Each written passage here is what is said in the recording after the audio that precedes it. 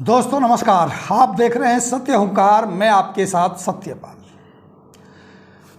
जैसा कि मैंने सेहतपुर सेक्टर 91 फेज 1 सूर्य विहार और भरत कॉलोनी इसके नाम पर एक स्कूल की खबर दिखाई थी, जिसमें मैंने आपको बताया था कि शिक्षा विभाग के द्वारा एक स्कूल का निर्माण किया गया, बहुत सारे पैसे लगाए गए, बिल्डिंग बनाई गई, बिल्डिंग बनके तैयार हो गई, लेकिन उसमें आज तक एक भी बच्चा पढ़ने के लिए नहीं गया, उसका उद्घाटन नहीं हुआ, उस स्कूल को चालू नहीं किया गया और वो बिल्डिंग जर्जर हो गई, बर्बाद हो गई। लोगों ने उस पर कब्जा कर लिया, उसके हैंडपंप को उखाड़ लिया, उसके मीटर को उखाड़ लिया, उसके तारों को तोड़ लिया, उसे लूट लिया, खसोट लिया, बर्बाद कर दिया। और नतीजा ये निकला कि शिक्षा विभाग के या राज्य सरकार के लाखों रुपए उसमें बर्बाद हो गए। क्षेत्र के स्कूल में पढ़ने वाले छोटे छोटे बच्चों का भविष्य खराब हुआ, जिनको उसमें पढ़ाया जाना था, पढ़ाया जा सकता था, उनको मौका नहीं मिला। वैसे तो स्कूलों में एडमिशन नहीं होते, बच्चे ज़्यादा होने की बात कही जाती है, सुविधाओं का अभाव है, स्कूल में कमरे नहीं हैं, सीट नहीं हैं, वॉशरूम नहीं है, पानी पीने की व्यवस्थाएं नहीं हैं। वहीं दूसरी तरफ एक ऐसा स्कूल बनता है जिसमें पानी की सुविधा भी है, जिसमें बिजली भी है, जिसमें पंखे भी हैं, जिसका भवन निर्माण पूर्ण रूप से तैयार होता है, लेकिन उसमें बच्चों का अभाव होता है। और ये सब होता है आपके क्षेत्र में, उस क्षेत्र में जिस क्षेत्र का प्रतिनिधित्व करने वाले नेता बड़े बड़े दावा करते हैं, जिस क्षेत्र की सेवा करने की बात नेता करते हैं, जिस क्षेत्र में पार्षद होता है, जिस क्षेत्र में एमएलए होता है, जिस क्षेत्र में एमपी होता है। दोस्तों यकीन मानिए, ये एक ऐसा मामला है कि इस लापरवाही के मामले में सभी को दोषी ठहराया जाना चाहिए और इनके खिलाफ कार्रवाई होनी चाहिए।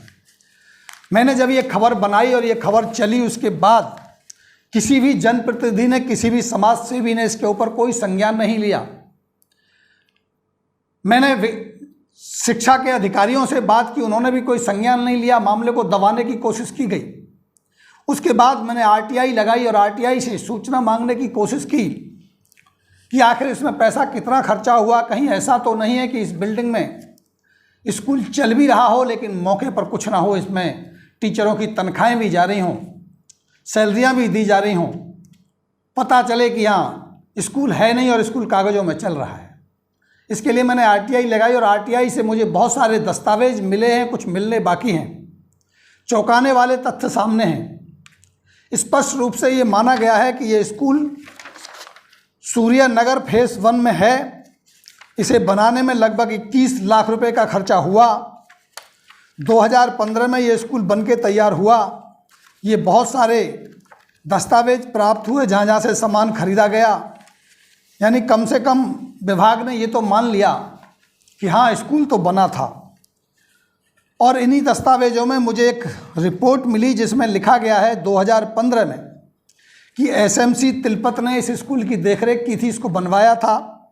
हेड मास्टर रोहतास जी ने इसकी देखरेख की और बन जाने के बाद 2015 में जब ये स्कूल कंप्लीट हो गया तो इसकी एक चिट्ठी खंड मौलिक शिक्षा अधिकारी को भी लिखी गई और स्पष्ट रूप से इसमें लिखा गया कि श्रीमान जी, स्कूल भवन पूरी तरह से कंप्लीट हो चुका है, जिसमें पानी, बिजली, शौचालय, पानी की टंकी, सफ़ेदी का कार्य पूरा हो चुका है।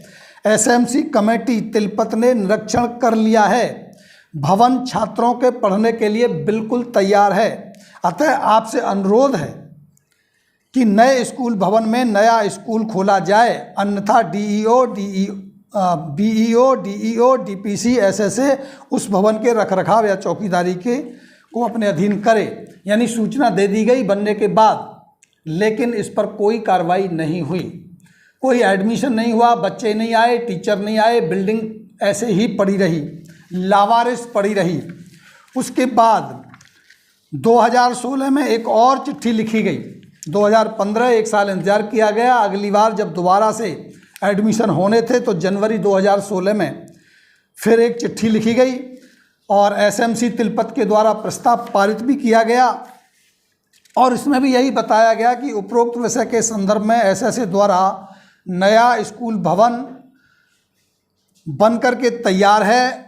अनुरोध है कि इसमें स्कूल चलाने की अनुमति प्रदान कर दी जाए।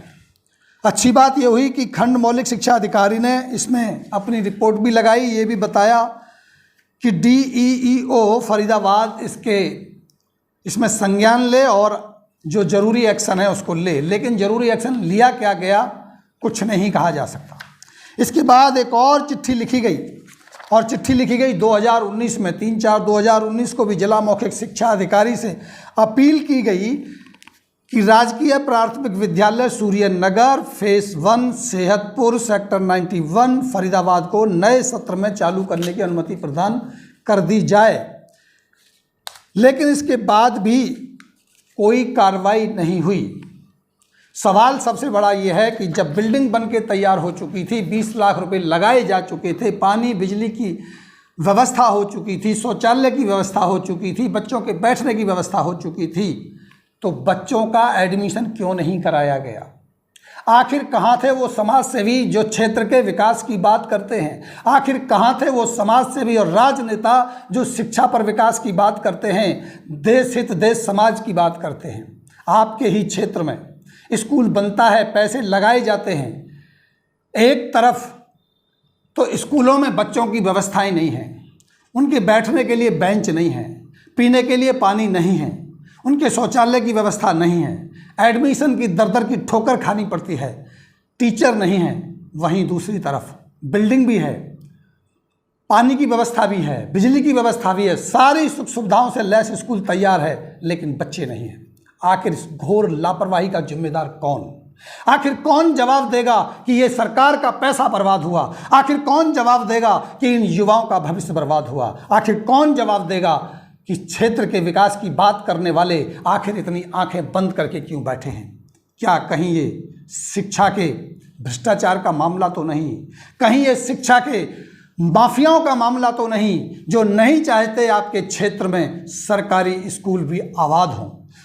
कहीं ये मामला शिक्षा के उस स्तर का तो नहीं कि उनके खुद के स्कूल चलते हो, नहीं चाहते कि सरकारी स्कूल आपके क्षेत्र में काम करें और शिक्षा का स्तर में सुधार हो? कहीं ये मामला किसी के भविष्य का तो नहीं? तो मामले बहुत हैं, मामला संगीन है, कार्रवाई भी आगे जारी है।